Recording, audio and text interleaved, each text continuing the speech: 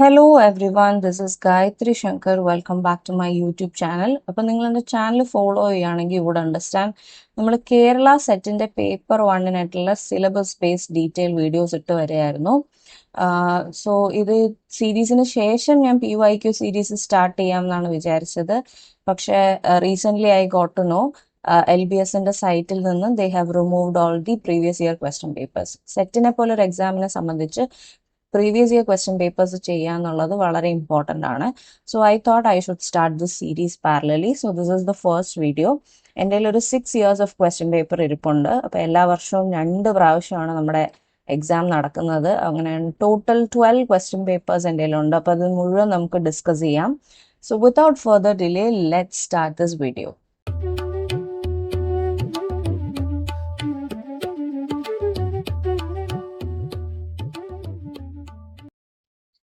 So coming to the first question, the most common method of measuring attitude. Attitude എന്ന് പറയുമ്പോൾ നമുക്ക് എന്തെങ്കിലും ഒരു നോമിനോടോ അല്ലെങ്കിൽ ഒരു മെറ്റീരിയലിസ്റ്റിക് സ്റ്റഫിനോടോ ഉള്ള നമ്മുടെ ഒരു ഇമോഷനാണ് ആറ്റിറ്റ്യൂഡ് എന്ന് പറയുന്നത്. അത് മെഷർ ചെയ്യാൻ ഏറ്റവും കോമൺ മെത്തേഡ് ഏതാണെന്നാണ് ചോദിച്ചിരിക്കുന്നത്. Observational method, experimental method, self reporting method, cumulative records. അപ്പോൾ ഒരു കുട്ടിയുടെ ആറ്റിറ്റ്യൂഡ് മെഷർ ചെയ്യാൻ എപ്പോഴും ഏറ്റവും നല്ലത് സെൽഫ് റിപ്പോർട്ടിംഗ് മെത്തേഡാണ്. കാരണം ഒരാളുടെ ആറ്റിറ്റ്യൂഡ്, ബിലീഫ്സ്, ഫീലിങ്സ് എന്താണെന്ന് അയാൾക്ക് തന്നെയാണ് ഏറ്റവും നന്നായിട്ട് മറ്റൊരാൾക്ക് പറഞ്ഞു കൊടുക്കാൻ സാധിക്കുന്നത്. So we usually use questionnaires and surveys as part of the self reporting method to effectively understand attitude. Next one, website and applications that make use of user generated content for the end users. End users എന്ന് പറയുന്നത് almost all users who use the internet അവരുടേതായ content ഉണ്ടാക്കാൻ, user generated content ഉണ്ടാക്കാൻ വേണ്ടി introduce ചെയ്ത 2004 ഏറ്റവും common ആയിട്ടുള്ള web technology ഏതാണെന്നാണ് ചോദിച്ചിരിക്കുന്നത്. Nowadays social media applications are functioning based on this technology. ഇപ്പം നമുക്കറിയാം യൂസർ ജനറേറ്റഡ് കണ്ടന്റ്, അതായത് ഒരാള് ആരൊക്കെയാണോ ഇന്റർനെറ്റ് യൂസ് ചെയ്യുന്നത് അവർക്കൊക്കെ കണ്ടന്റ് ഉണ്ടാക്കാനുള്ള ഒരു ഫ്രീഡം ഇപ്പം നമ്മുടെ സോഷ്യൽ മീഡിയ പ്ലാറ്റ്ഫോംസിലുണ്ട്. ലൈക്ക് യൂട്യൂബ് ആയാലും ഫേസ്ബുക്ക് ആയാലും എല്ലാത്തിനകത്തും നമുക്ക് എന്ത് ചെയ്യാം, നമ്മുടേതായുള്ള ഫോട്ടോസ്, വീഡിയോസ് എല്ലാം പോസ്റ്റ് ചെയ്യാൻ സാധിക്കുന്നു. ഇതിനെയൊക്കെയാണ് യൂസർ ജനറേറ്റഡ് കണ്ടന്റ് എന്ന് പറയുന്നത്. അപ്പം അത് നമുക്ക് പോസിബിൾ ആക്കി തന്ന വെബ് ടെക്നോളജി ഏതാണെന്നാണ് ചോദിച്ചിരിക്കുന്നത്. വെബ് 2.0 ആണ് കേട്ടോ. വെബ് 2.0 സെക്കൻഡ് ജനറേഷൻ എന്നാണ് അറിയപ്പെടുന്നത്. അതിനകത്താണ് blogs, wikis, social networking sites like Facebook, YouTube, Twitter ഒക്കെ ഓപ്പൺ ആയത്. വേറസ് വെബ് 1.0 എന്ന് പറയുന്നത് ഒരു സ്റ്റാറ്റിക് വെബ് ആയിരുന്നു. Whereas when it comes to web 2.0 അവിടെയാണ് ആദ്യമായിട്ട് യൂസർ ജനറേറ്റഡ് കണ്ടന്റിന് വേണ്ടിയിട്ടുള്ള ഒരു പോസിബിലിറ്റി തുറന്നു കൊടുക്കുന്നത്. 2004 അത് ഇൻട്രൊഡ്യൂസ് ചെയ്തത്. Next one, select the correct statement of fuse. Fuse is a place for learners to find digital resources that have been quality assured. Fuse presents a teacher page, a primary student and a secondary student page. Very young learners to explore the online world. It's a great place for parents to use with children to find resources on a broad page of topics. Student can access everything freely online at school and at home. See, ഇങ്ങനത്തെ questions കണ്ടാൽ this is actually നമ്മുടെ set എല്ലാം MCQ ആണെങ്കിൽ പോലും MCQനകത്ത് MSQ എങ്ങനെ കൊണ്ടുവരാം എന്നുള്ളതാണ്. ഇതുപോലെ കുറേ സ്റ്റേറ്റ്മെന്റ്സ് തന്നിരിക്കും. ആൻഡ് ആ സ്റ്റേറ്റ്മെന്റ്സിനെ ബേസ് ചെയ്ത് ABC-ക്കകത്ത് മൾട്ടിപ്പിൾ സെലക്ട് ഓപ്ഷൻസ് ആണ് ഉണ്ടാവുന്നത്. സോ ഇവിടെ തന്നിരിക്കുന്നത് 1 2 3 ഉള്ളി, 3 4 5 ഉള്ളി, 1 2 ഉള്ളി, 1 2 3 4 5. അപ്പൊ ഫ്യൂസ് എന്താണെന്ന് അറിഞ്ഞാൽ മാത്രമേ നമുക്ക് ഈ ക്വസ്റ്റ്യൻ ആൻസർ ചെയ്യാൻ പറ്റുള്ളൂ. ഫ്യൂസ് മറ്റൊന്നുമില്ല. Fuse is actually an online learning platform. ഈ പറയുന്ന എല്ലാ കാര്യങ്ങളും ഫ്യൂസിലുണ്ട്. So the answer is D. Next one, parents are very lenient and often do not stick to predetermined rules. അതായത് മുൻധാരണയോടുകൂടി കുറച്ച് റൂൾസ് ഇമ്പാർട്ട് ചെയ്തുകൊണ്ടല്ലാത്ത ഒരു parenting style. And they do not impose control over the children. ഒരു രീതിയിലും കുട്ടിയുടെ മണ്ടയിൽ control ഒന്നും വെക്കാത്ത ഒരു type of parenting is known as dash parenting എന്നാണ് ചോദിച്ചേക്കുന്നത്. So answer options are authoritarian, authoritative, uninvolved and permissive. See, parents, when they are very lenient and they don't have predetermined rules, but ഒരുപാട് control ഒന്നും ഇല്ലാതെ കുട്ടിയെ വളർത്തുമ്പോൾ we call it permissive parenting. Permissive parenting is a kind of parenting that is very close to naturalistic guidelines. Naturalism philosophy നമുക്കറിയാം, അതുമായിട്ട് വളരെ close ആയിട്ട് പോകുന്ന ഒരു ടൈപ്പ് ഓഫ് പാരന്റിങ്ങിനെയാണ് പെർമിസീവ് പാരന്റിങ് എന്ന് പറയും. Next one, the correct statement related to fostering giftedness. So നമുക്ക് IQ levels പഠിക്കുമ്പോൾ നമ്മൾ പഠിക്കുന്ന കാര്യങ്ങളാണ്. ഒരു നോർമൽ പേഴ്സന്റെ ഇപ്പോഴത്തെ കറണ്ട് IQ എന്ന് പറയുമ്പോൾ ഒരു 120 to ഒരു 100 to 120 140 റേഞ്ചിനകത്താണ് ഒരു നോർമൽ കിഡ് വരുന്നത്. പണ്ടൊക്കെ 140 എന്ന് പറഞ്ഞാൽ ഹൈലി ഗിഫ്റ്റഡ് സ്റ്റുഡൻസിനെയാണ് പറഞ്ഞുകൊണ്ടിരുന്നത്, അതായത് വളരെ exceptional extraordinary students. But now days ഒരു 160 180 ലെവൽ IQ ഉള്ളവരെയാണ് ഗിഫ്റ്റഡ് സ്റ്റുഡൻസ് എന്ന് പറയുന്നത്. നമ്മൾ ഗിഫ്റ്റഡ് സ്റ്റുഡൻസിനെ ഒരുപാട് ടേക്ക് കെയർ ചെയ്യേണ്ട ആവശ്യമുണ്ട്. കാരണം ബാക്കി ആവറേജ് സ്റ്റുഡൻസിൻ്റെ കൂടെ ഇരിക്കുമ്പോൾ they get easily frustrated and they might also lose some of their abilities. അപ്പം നമ്മൾ എന്ത് ചെയ്യുക, അവർക്ക് വേണ്ടി സെപ്പറേറ്റ് ആയിട്ടുള്ള കുറച്ച് കാര്യങ്ങൾ ഇംപ്ലിമെന്റ് ചെയ്യേണ്ടതുണ്ട്. ആ ഇംപ്ലിമെന്റ് ചെയ്യുന്ന കാര്യങ്ങൾ ഇതിൽ ഏതൊക്കെയാണെന്നാണ് ചോദിച്ചേക്കുന്നത്. Separate schools, ability grouping, triple track plan, double promotion, ഇതിൽ ഏതൊക്കെയാണെന്നാണ് ചോദിച്ചേക്കുന്നത്. So the answer is D 1 2 3 and 4. നമ്മൾ കുട്ടികൾക്ക് വേണ്ടി ഗിഫ്റ്റഡ് സ്റ്റുഡൻസിന് വേണ്ടി സെപ്പറേറ്റ് സ്കൂൾസ് ഉണ്ടാക്കുക. ഇന്ത്യൻ ഗവൺമെന്റിനെ സംബന്ധിച്ച് അങ്ങനെയുള്ള സ്കൂൾസ് ആണ് നവോദയ സ്കൂൾസ്, ഗിഫ്റ്റഡ് സ്റ്റുഡൻസിന് വേണ്ടിയിട്ടുള്ള സ്കൂൾസ് ആണ്. Then there is ability grouping, അതായത് ആ ഗിഫ്റ്റഡ്നെസ്സിന്റെ എബിലിറ്റി വെച്ചിട്ട് അവരെ പോലെയുള്ള കുറച്ച് കുട്ടികളെ കണ്ടുപിടിച്ച് കുറെ ഗിഫ്റ്റഡ് ആയിട്ടുള്ള സ്റ്റുഡൻസിനെ വെച്ചിട്ട് ഒരു ഗ്രൂപ്പ് ഉണ്ടാക്കുക, so that they can interact with one another. Then there is triple track plan, അതായത് ഒരു ഓർഡിനറി സ്കൂളിൽ തന്നെ ആയിരിക്കും ഈ ഗിഫ്റ്റഡ് സ്റ്റുഡൻറ് പഠിക്കുന്നത്, പക്ഷെ അതിനോടൊപ്പം ഈ സാധാരണ ബാക്കിയുള്ള ആവറേജ് സ്റ്റുഡൻസ് പഠിക്കുന്ന ടോപ്പിക്സിനൊപ്പം അവർക്ക് താല്പര്യമുള്ള കുറച്ച് ഹൈലി എക്സ്ട്രോർഡിനറി ടോപ്പിക്സും കൂടെ അവർക്ക് ഇൻവോൾവ് ചെയ്ത് കൊടുക്കുക എന്നുള്ളതാണ്. And then there is double promotion. Double promotion എന്ന് പറയുമ്പോൾ ഇപ്പം 6th പഠിക്കുന്ന ഒരു കുട്ടി he is showing high intelligence and knows almost all the topics up to 9th standard. അങ്ങനെയാണെങ്കിൽ നമുക്ക് വേണമെങ്കിൽ കുട്ടീനെ 7th സ്കിപ്പ് ചെയ്ത് we can put him or her in the 8th standard. So അതിനാണ് ഡബിൾ പ്രൊമോഷൻ എന്ന് പറയുന്നത്. So all 4 are included in fostering giftedness. Next one, which of the following behaviors can be the indicator of learning disability? So learning disability എന്താണെന്ന് അറിഞ്ഞിരിക്കണം. നിങ്ങൾ previous year question paper ഈ video കാണുന്ന സമയത്ത് if you do not know all these topics, നിങ്ങൾ അങ്ങോട്ട് പോകുമ്പോൾ നിങ്ങളുടെ കോൺഫിഡൻസ് ലൂസ് ചെയ്യാനുള്ള ചാൻസ് ഉണ്ട്. So one thing I would suggest is please go to my playlist. ഞാൻ മുകളിൽ ഇപ്പോൾ ഒരു ഐ ബട്ടണിൽ പ്ലേലിസ്റ്റ് കൊടുത്തേക്കാം. അവിടെ നിന്ന് you go and watch the almost ഒരു 4 hours വരുന്ന ഒരു ക്വിക്ക് റിവിഷൻ മാരത്തോൺ ഉണ്ട്. അപ്പോൾ ആ റിവിഷൻ മാരത്തോൺ കണ്ടിട്ട് തിരിച്ചു വന്ന് നിങ്ങൾ ഈ PYQs അറ്റൻഡ് ചെയ്യുകയാണെങ്കിൽ you feel more confident that you know a lot of stuff and വളരെ ഈസി ആയിട്ട് ക്വസ്റ്റ്യൻസ് സോൾവ് ചെയ്ത് പോകാൻ പറ്റും. സോ ലേണിംഗ് ഡിസബിലിറ്റീനെ ബേസ് ചെയ്ത് താഴെ പറയുന്നവയിൽ ഏതൊക്കെയാണ് ബിഹേവിയർ ഇൻഡിക്കേറ്റേഴ്സ് എന്നാണ് ചോദിച്ചിരിക്കുന്നത്. Abusive behaviour, writing BSD, low span of attention, instability in emotion, hallucination. So നമുക്കൊരു ലേണിംഗ് ഡിസബിലിറ്റി ഉള്ള കുട്ടി അബ്യൂസീവ് ബിഹേവിയർ കാണിക്കും. കാരണം he's automatically frustrated, learning possible ആവാത്തത് കൊണ്ടും സൊസൈറ്റൽ പ്രഷർ കാരണവും അബ്യൂസീവ് ബിഹേവിയർ വരാൻ ചാൻസ് ഉണ്ട് ലേണിംഗ് ഡിസബിലിറ്റിക്ക്. And also writing BSD is a learning disability. നമുക്കറിയാം ഡിസ്ഗ്രാഫിയാണ് ടൈപ്സ് ഓഫ് ഡിസബിലിറ്റീസിനകത്ത് വരുന്നത്. ലേണിംഗ് ഡിസബിലിറ്റി ഉള്ള കുട്ടിക്ക് അത് ലേൺ ചെയ്യാൻ പറ്റാത്തതുകൊണ്ട് തന്നെ ലോ സ്പാൻ ഓഫ് അറ്റൻഷൻ ആയിരിക്കും. ആൻഡ് ഇൻസ്റ്റേബിൾ ഇമോഷൻസും വരാറുണ്ട്. കാരണം എന്താണ്, ലേണിംഗ് പോസിബിൾ ആവുന്നില്ല, അപ്പം അതിന്റെ ഫ്രസ്ട്രേഷൻ കാരണം. ഹാലൂസിനേഷൻസ് ഒരിക്കലും ഒരു ലേണിംഗ് ഡിസബിലിറ്റി ഉള്ള കുട്ടിക്ക് വരാറില്ല. So answer is D. Next one, the name Harry Hornby is associated with. Harry Hornby ഈ പറയുന്നതിൽ ഏതുമായിട്ട് ആണ് അസോസിയേറ്റ് ചെയ്തിരിക്കുന്നത്? Blended learning, inclusive education, collaborative learning and informal education. So answer is inclusive learning.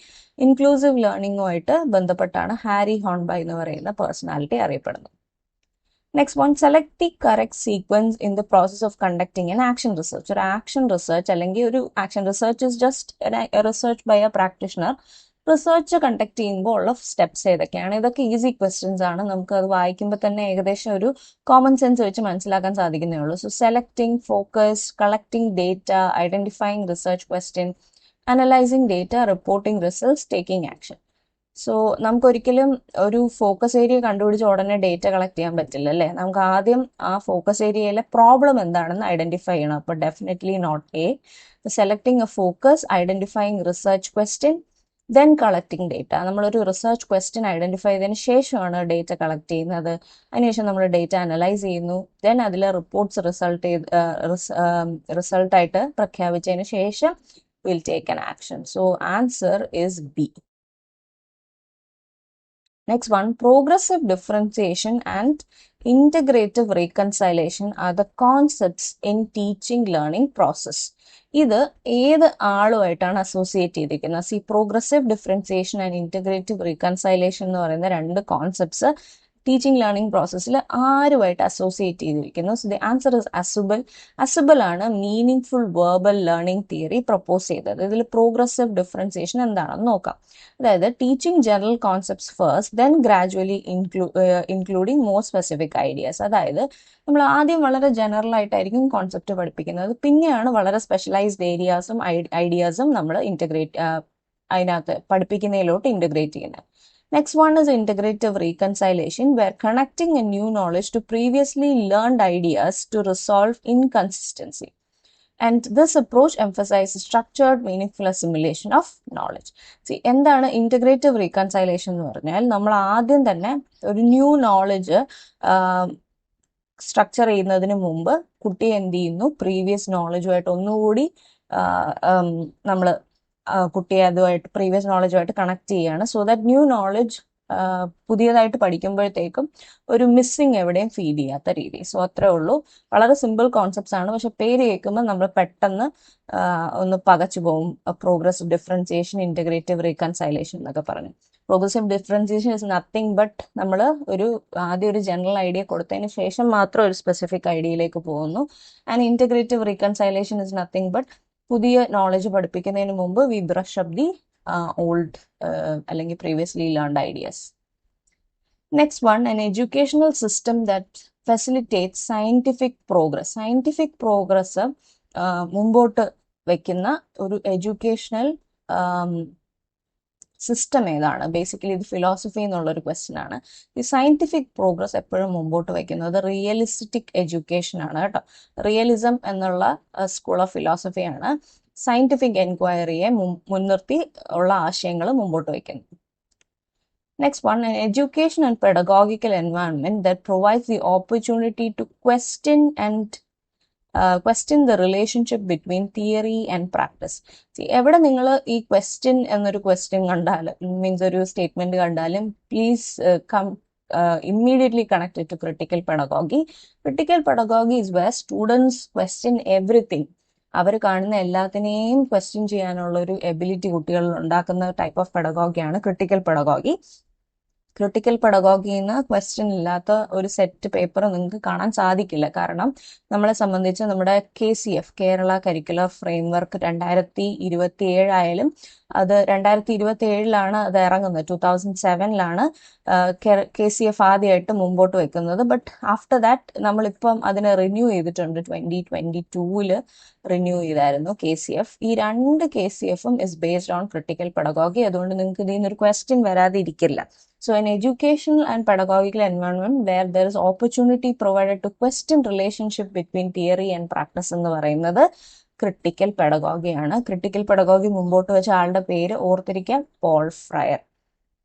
Next one, identify the correct statements.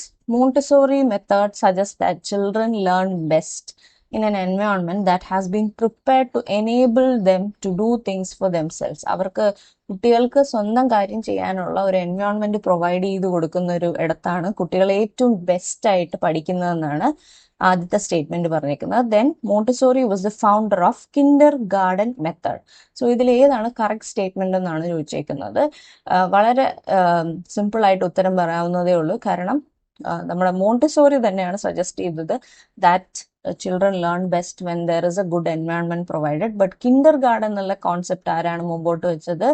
Froebel ആണ്, ഫെഡറിച്ച് Froebel ആണ് മുമ്പോട്ട് വെച്ചിരിക്കുന്നത്. So answer is only one is right.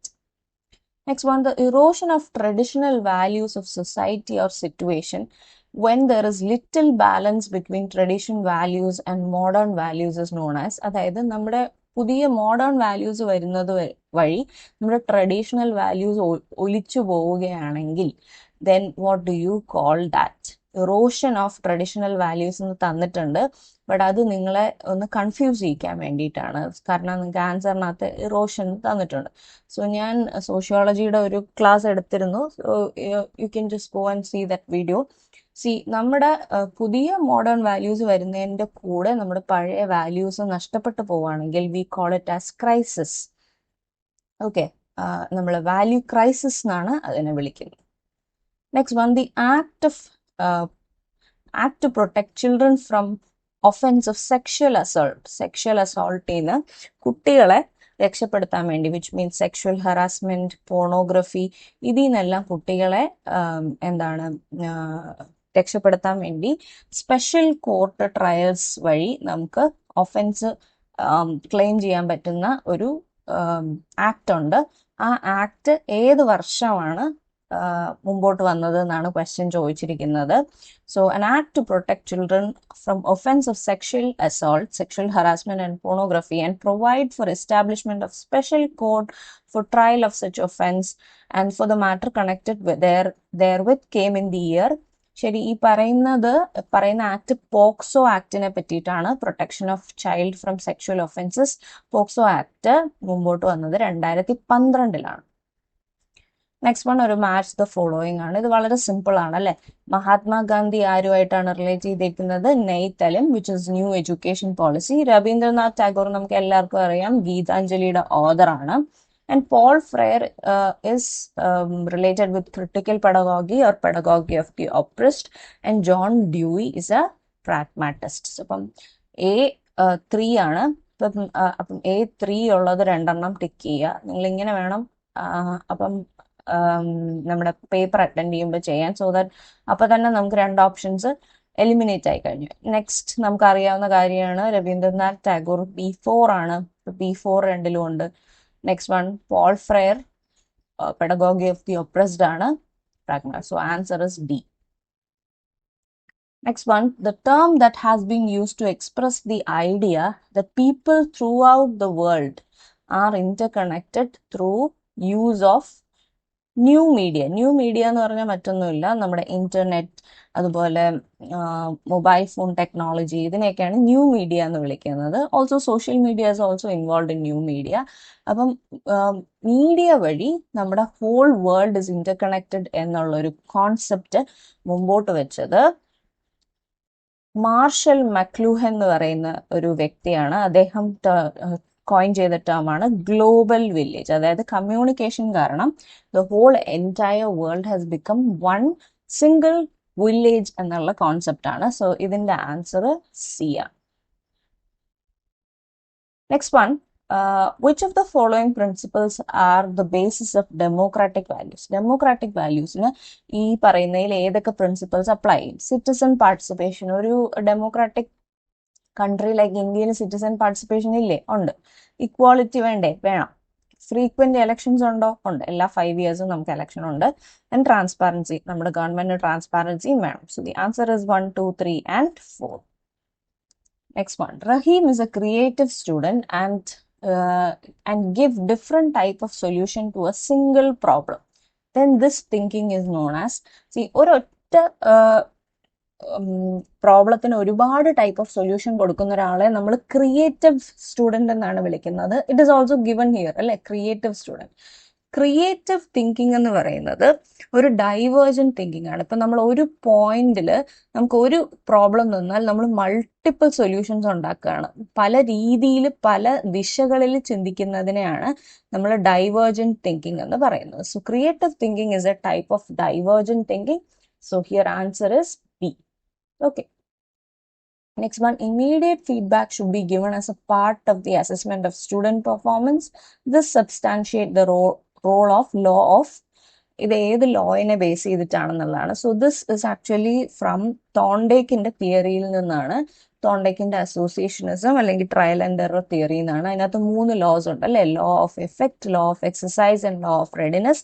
അപ്പൊ അതിൽ ഏത് ലോയെ ബേസ് ചെയ്തിട്ടാണ് immediate feedback വരുന്നതെന്നാണ് ചോദിച്ചിരിക്കുന്നത്. അതായത് കുട്ടി എന്തെങ്കിലും ഒരു കാര്യം പെർഫോം ചെയ്ത് കഴിഞ്ഞാൽ നമ്മൾ ഉടനെ കുട്ടിക്ക് എന്ത് ചെയ്യണം, ഒരു ഫീഡ്ബാക്ക് കൊടുക്കുക, അതിനോടൊപ്പം ഒരു റീഇൻഫോഴ്സ്മെന്റ് കൊടുക്കുക. So answer is low of effect. നമ്മൾ എപ്പോഴും കുട്ടിക്ക് ഒരു പോസിറ്റീവ് ഫീഡ്ബാക്ക് കൊടുത്താൽ മാത്രമേ കുട്ടി എന്ത് ചെയ്യുള്ളൂ, കൂടുതൽ പഠിക്കാൻ തയ്യാറാവുള്ളൂ.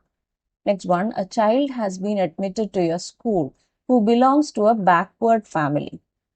ബാക്ക്വേർഡ് ഫാമിലി ബാക്ക്ഗ്രൗണ്ടിലുള്ള ഒരു കുട്ടിയെ നമ്മുടെ സ്കൂളിൽ ചേർത്തിരിക്കുകയാണ് from a cultural point of view. So what will you do? ഈ പറയുന്ന താഴെയിലുള്ള കാര്യങ്ങളിൽ ഏതായിരിക്കും വാട്ട് ഡു യു ഡു? ഇങ്ങനെയുള്ള ക്വസ്റ്റ്യൻസ് വളരെ കോമൺ സെൻസിക്കൽ ആയിട്ട് ആൻസർ ചെയ്യാവുന്ന ക്വസ്റ്റ്യൻ ആണ്.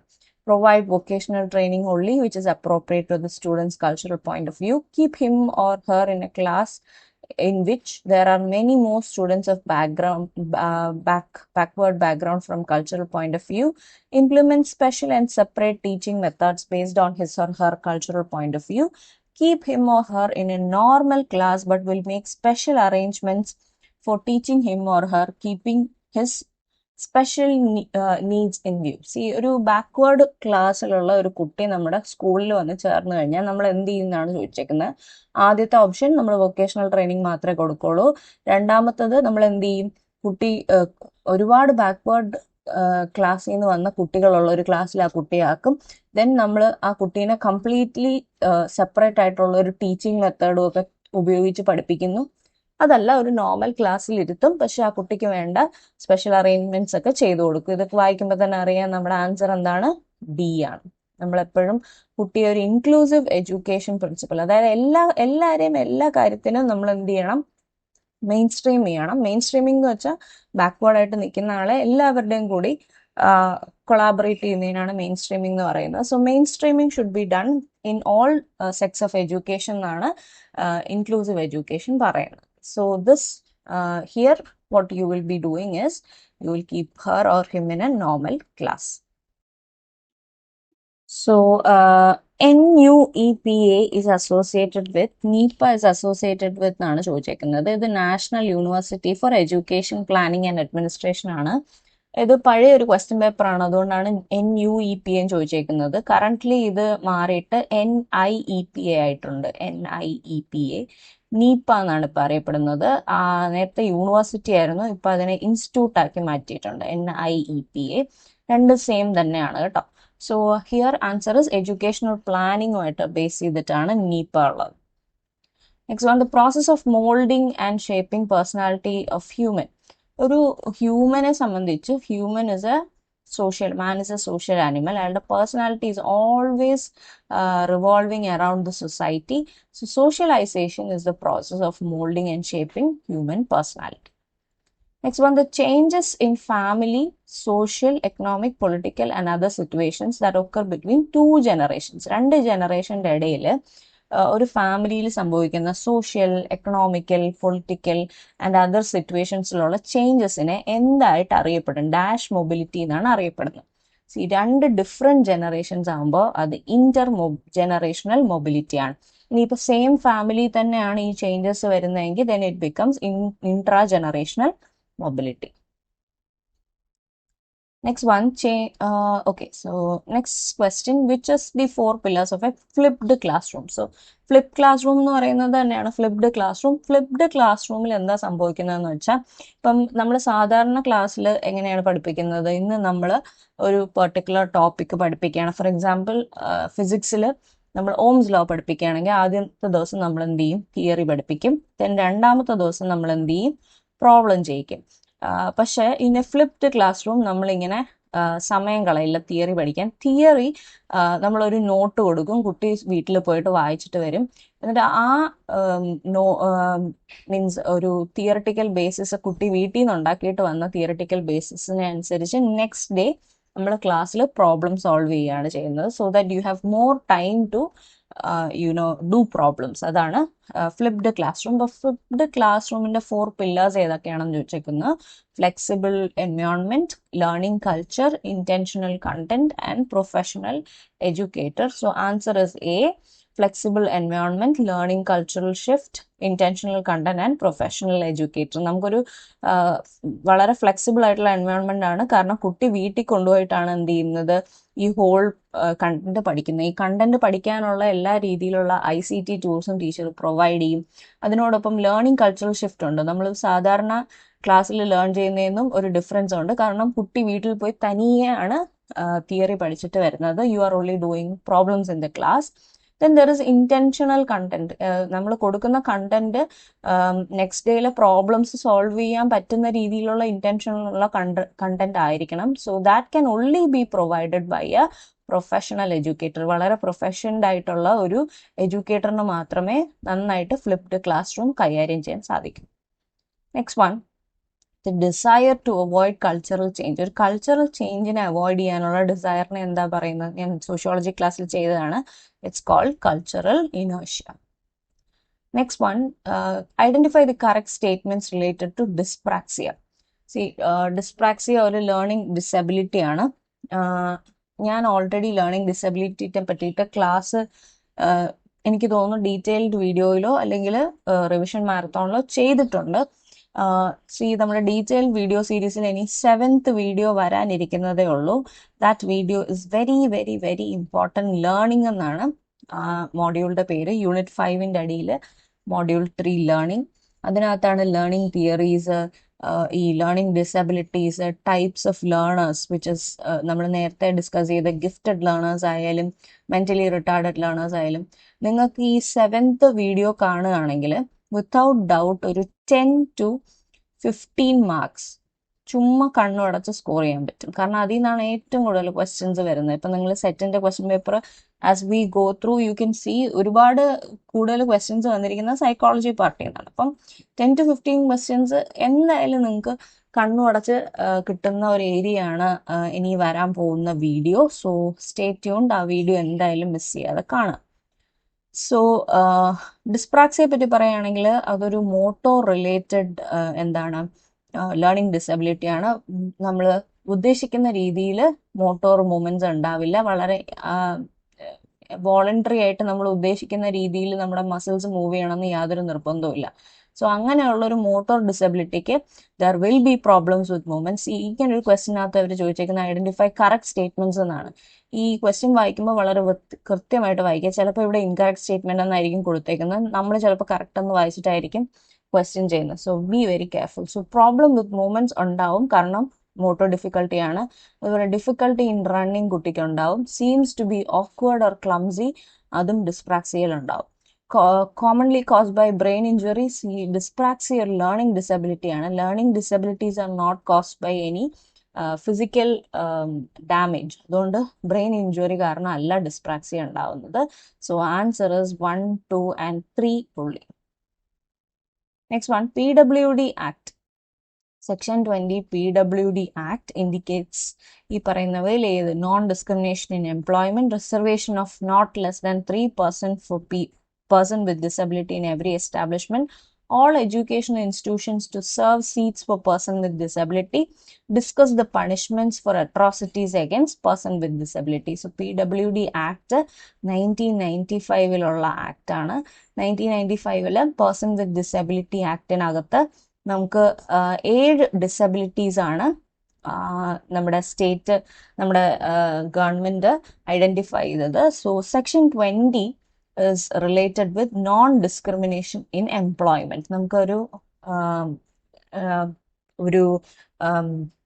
പേഴ്സൺ വിത്ത് ഡിസബിലിറ്റി വരികയാണ് ഒരു പെർട്ടിക്കുലർ റോളിനെങ്കിൽ അവർക്ക് അതിനുള്ള റൈറ്റ്, ഇക്വാളിറ്റി കൊടുത്തിരിക്കണം എന്നുള്ളതാണ്. കാരണം അവർക്ക് ഡിസബിലിറ്റി വന്നത് is not because of their അവരെന്തെങ്കിലും ചെയ്തിട്ടല്ല അവർക്ക് അങ്ങനെ ഒരു അവസ്ഥ വന്നിരിക്കുന്നത്. സോ ഏതൊരു എംപ്ലോയ്മെന്റ് ഓപ്പർച്യൂണിറ്റിക്കും അവർക്കും ഈക്വൽ റൈറ്റ്സ് കൊടുക്കണം എന്നുള്ളതാണ്. Even in lot of UPSC type of post there is reservation especially for PWD candidates. Next one, section 66F in ICT Act deals with penalty for publishing electronic signature certificate, false in certain particulars, criminalize sending of offensive message through computer to other communication devices, tampering with computer source documents, punishment for cyber terrorism. ഇതിൽ ഏതാണ് 66 section 66F in ICT വരുന്നതെന്നാണ്. So answer is punishment for cyber terrorism. Cyber terrorism എന്ന് പറയുന്നത് നമ്മൾ internet use ചെയ്ത് terrorism promote ചെയ്യുന്നതിനാണ്. So that cannot be done according to section 66F of Information Technology Act 2000.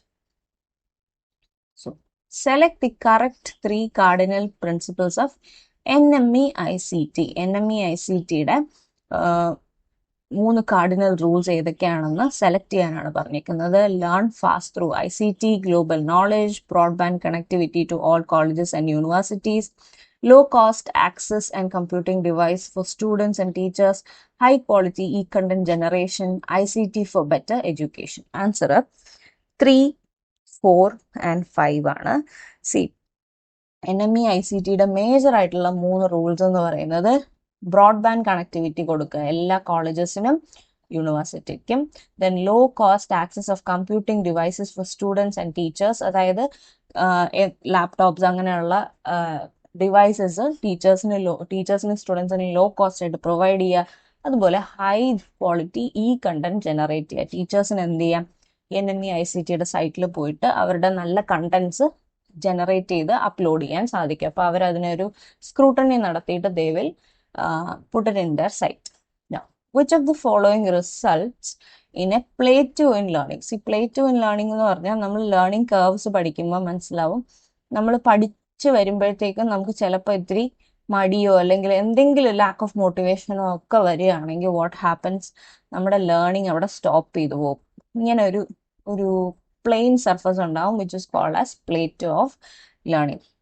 അങ്ങനെ plateau of learning ഉണ്ടാവാനുള്ള കാരണം ഈ പറയുന്നവയിൽ ഏതൊക്കെയാണെന്നാണ്. Enthusiasm of teacher, high level of aspiration, improper method of teaching, high level of motivation. ഇതിലെല്ലാം positive ആയിട്ടാണ് ABD പറഞ്ഞിരിക്കുന്നത് അല്ലെ. ടീച്ചർ ഹൈലി എന്തൂസിയാസ്റ്റിക് ആണ്, ഭയങ്കര ആസ്പിറേഷൻ ഉണ്ട്, ഹൈലി മോട്ടിവേറ്റഡ് ആയിട്ടുള്ള സ്റ്റുഡൻറ്റിനൊന്നും ഒരിക്കലും എന്ത് വരില്ല, പ്ലേറ്റോ ഓഫ് ലേണിംഗ് വരില്ല. പ്ലേറ്റോ ഓഫ് ലേണിംഗ് യൂഷ്വലി എന്തെങ്കിലും ഒരു ഫറ്റീഗ് കാരണോ നമുക്ക് പഠിക്കാൻ പറ്റാത്ത അവസ്ഥയിൽ നമ്മൾ പഠിക്കുമ്പോഴോ അല്ലെങ്കിൽ ഒരു ഇംപ്രോപ്പർ മെത്തേഡ് വഴി പഠിക്കുമ്പോഴോ ലാക്ക് ഓഫ് മോട്ടിവേഷൻ കാരണമൊക്കെയാണ് പ്ലേറ്റോ വരുന്നത്.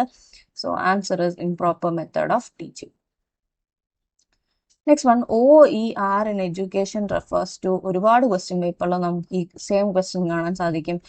OER എന്ന് പറയുന്നത് ഓപ്പൺ എഡ്യൂക്കേഷണൽ റിസോഴ്സസ് ആണ്, വിച്ച് മീൻസ് നമുക്ക് ഒരു പൈസയും കൊടുക്കാതെ വളരെ ഫ്രീ ആയിട്ട് കിട്ടുന്ന എഡ്യൂക്കേഷണൽ കണ്ടന്റ് ഓൺലൈനെയാണ് OER എന്ന് പറയും. Next one, Sarah loves to associate with friends and engage with peer interaction methods for learning. നമ്മൾ ഫ്രണ്ട്സിൻ്റെ അടുത്ത് ഈ ഗ്രൂപ്പ് സ്റ്റഡി ഒക്കെ ചെയ്യുന്ന കാര്യമാണ് വളരെ എന്താണ് കുറച്ചുകൂടെ ഒരു ഹാർഡ് ഇംഗ്ലീഷ് ടേംസ് ഈ പറഞ്ഞിരിക്കുന്നത്. The intelligence predominant in her is, ഇത് മൾട്ടിപ്പിൾ ഇന്റലിജൻസ് എന്നുള്ള ക്വസ്റ്റ്യൻ ആണ്. നമുക്ക് പല ഫ്രണ്ട്സുമായിട്ട് ഇന്ററാക്ട് ചെയ്ത് അസോസിയേറ്റ് ചെയ്ത് പഠിക്കാൻ അല്ലെങ്കിൽ ഗ്രൂപ്പ് സ്റ്റഡി ചെയ്ത് പഠിക്കാൻ താല്പര്യമുള്ള ഒരാൾക്ക് എന്ത് ടൈപ്പ് ഓഫ് ഇന്റലിജൻസ് ആണുള്ളത്. നമ്മൾ പീപ്പിളുമായിട്ട് ഇന്ററാക്ട് ചെയ്യാൻ നല്ല ഇന്റലിജൻസ് ഉണ്ടെങ്കിൽ we call them people smart, which is interpersonal intelligence from Gardner's multiple intelligence theory. Next one, successful achievement of certain skills lead to inability to perform as expected at certain stages. നമ്മുടെ psychology പഠിക്കുന്ന ഒരു കാര്യമാണ്. This is known as developmental dash. നമ്മൾ develop ചെയ്തുകൊണ്ടിരിക്കുകയാണ്. Develop ചെയ്യുന്നു എന്ന് വെച്ചാൽ നമ്മൾ ഗ്രോ ചെയ്യാണ്. ഗ്രോ ചെയ്യുന്നതിൻ്റെ കൂടെ നമ്മുടെ മെന്റൽ സ്റ്റേറ്റ് ഡെവലപ്പ് ചെയ്തുകൊണ്ടിരിക്കുകയാണെങ്കിൽ ആ ഡെവലപ്പ് ചെയ്തുകൊണ്ടിരിക്കുന്നതിൻ്റെ ഇടയിൽ നമ്മൾ ഓരോ സ്റ്റേജ് എത്തുമ്പോഴും നമ്മളൊരു certain amount of task achieve ചെയ്തിരിക്കണം എന്നുണ്ട്. ഇപ്പം നമ്മൾ ഒരു 1 തൊട്ട് 2 വയസ്സ് വരെക്കകത്ത് നമുക്ക് എഴയാൻ അറിഞ്ഞിരിക്കണം, അല്ലെങ്കിൽ നമുക്ക് പതിയെ പിടിച്ചു നിൽക്കാൻ അറിഞ്ഞിരിക്കണം. അങ്ങനെയുള്ള കാര്യങ്ങൾ നമുക്ക് ചെയ്യാൻ അറിഞ്ഞിരിക്കണം. അപ്പം ദാറ്റ് ഇസ് കോൾഡ് ആസ് നമ്മുടെ മൈൽ സ്റ്റോൺസ് അല്ലേ. അപ്പൊ അങ്ങനെയുള്ള അച്ചീവ്മെന്റ്സ് ചെയ്യുന്നതിൻ്റെ ഇടയിൽ നമുക്ക് എപ്പോഴെങ്കിലും ഒരു ഇന്നബിലിറ്റി വരികയാണ്, നമുക്ക് ഈ പറയുന്ന മൈൽ സ്റ്റോൺസ് അച്ചീവ് ചെയ്യാൻ ഒരു ഇന്നബിലിറ്റി വരികയാണെങ്കിൽ then it is called as a developmental hazard. It is an obstacle that interfere a child's normal development. കേട്ടോ, ഡെവലപ്മെന്റൽ ഹസാർഡ് എന്ന് പറയുന്നത് ഒരു കുട്ടിയുടെ മൈൽ സ്റ്റോൺ അച്ചീവ് ചെയ്യാനുള്ള ആ ഒരു നോർമൽ കേപ്പബിലിറ്റീനെ ഒബ്സ്റ്റക്കിൾ ചെയ്യുന്ന എന്തെങ്കിലും ഒരു കാര്യത്തിനെയാണ്. Next one, which of the following is a method variable associated with learning? ഈ പറയുന്നതിൽ ഏതാണ് ഒരു method variable associated with learning? So ഇതിൽ ഏതാ മെത്തേഡ് എന്ന് വായിച്ചു നോക്കിയാൽ മതി. Teaching learning strategies, intellectual level of learner, attention of learner, motivation of learners, ഇതെല്ലാം ലേണർ ബേസ്ഡ് ആയിട്ടുള്ള വേരിയബിൾസ് ആണ്. വേറെ teaching and learning strategy is also involving methods. ബാക്കിയെല്ലാം ലേണർ ക്യാരക്ടറിസ്റ്റിക്സ് ആണ്. So answer is A, teaching learning strategies. Next, most appropriate strategy where expository learning takes place. Expository learning ആരാണ് പറഞ്ഞത്? അസുബൽ ആണ് പറഞ്ഞത്. Meaning verbal learning. So meaning നമ്മൾ ക്ലാസ്സിൽ സംസാരിച്ചുകൊണ്ട് നമ്മുടെ ലെക്ചർ മെത്തേഡൊക്കെ എക്സ്പോസിറ്ററി ലേണിങ്ങിൻ്റെ എക്സാമ്പിൾസ് ആണ്. സോ ഇവിടെ ഏതിലാണ് നമ്മൾ സംസാരം മാത്രം കൊണ്ട് പഠിപ്പിക്കുന്നത്? പ്രാക്ടീസ് ഡെമോൺസ്ട്രേഷൻസ്, നമ്മൾ ഡെമോൺസ്ട്രേറ്റ് ചെയ്യണം. അപ്പോൾ അവിടെ എന്തല്ല, നമ്മൾ സംസാരം മാത്രമല്ല. ത്രൂ ആക്ടിവിറ്റി അവിടെയും നമ്മൾ എന്ത് ചെയ്യല്ല, സംസാരം മാത്രമല്ല. പ്രോബ്ലം സോൾവിങ് അവിടെയും നമ്മുടെ സംസാരമല്ല. ബട്ട് അതേസമയം എൻകറേജിങ് നറേഷൻ ഒരു എക്സ്പോസിറ്ററി മെത്തേഡാണ്. കാരണം അവിടെ നമ്മളിങ്ങനെ സംസാരം മാത്രമേ ഉള്ളൂ, മറ്റൊരു രീതിയിലുള്ള ആക്ടിവിറ്റീസും ഇല്ല. So answer is encourages narration. So that's it from my side for today. So I think we discussed around 35 questions. I have almost 24 videos in the series to come for you. നമ്മുടെ detailed syllabus series ചെയ്തുകൊണ്ടിരിക്കുന്നതിനോടൊപ്പം I parallelly run the series. I'm also preparing for some exams. അപ്പോൾ എനിക്ക് സമയം കിട്ടുമ്പോഴൊക്കെ I be posting this video. So thank you for watching. Stay tuned, like, share, subscribe for this channel. So if you have any queries, ഈ ഒരു particular email ഐഡിയിലോട്ട് നിങ്ങളുടെ males അയക്കുക. എനിക്ക് പറ്റുന്ന സമയത്തൊക്കെ I'll keep replying. So thank you.